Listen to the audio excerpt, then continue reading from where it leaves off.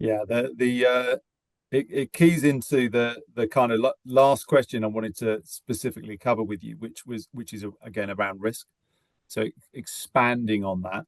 So you've got this approach with the checklists to manage the risk. But let's just briefly talk about the different types of risk. So Yeah. clearly, risk can operate at different scales. Um, how do you view that? What do you see happening, and what are the things that you think people should mostly kind of be aware of?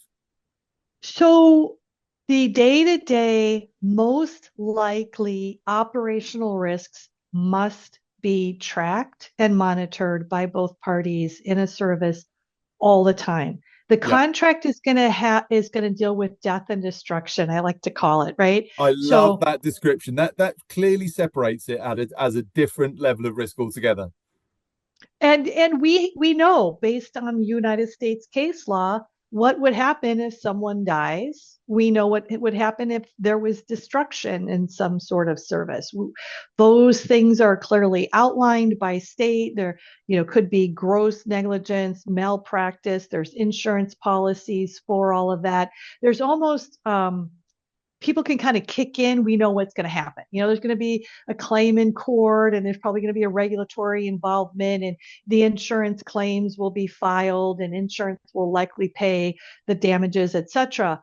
But nobody knows what to do when the day-to-day sort of thing happens where, let's say these drivers of these vulnerable children, annually you have to have a state background check, and your organization loses track of that because whatever sub supplier you use to be able to do that went out of business in your rural area, and you just let it slip through the cracks. That's the kind of operational risk that's likely going to happen, is that whoever you hired to make sure that all your employees have the annual state background checks goes out of business.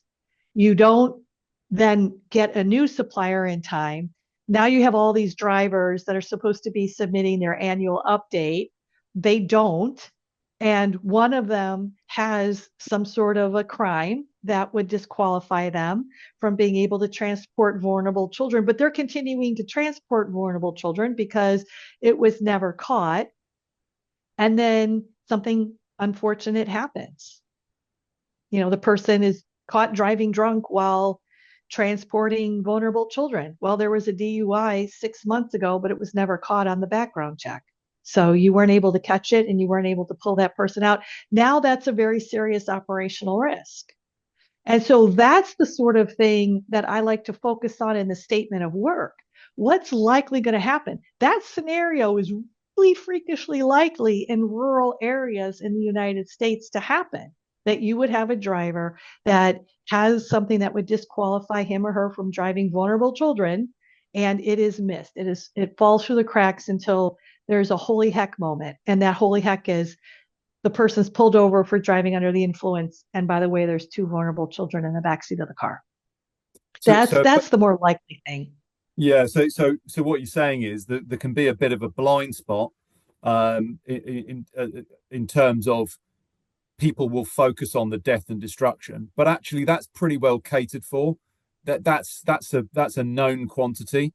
It's all of the day-to-day stuff that can still have significant risk that if it's not captured within the statement of work, can lead to significant problems, which is, I think, again, it comes down to the diligence, the quality, and the focus on the specific requirements for doing this, because that wouldn't be the same in the way that you procure a thing, some goods or materials. So again, it's quite specific, but I think that's a really important point for people to take on board, and no doubt people know that, but it's one of those things that, like you say, can just slip through the cracks.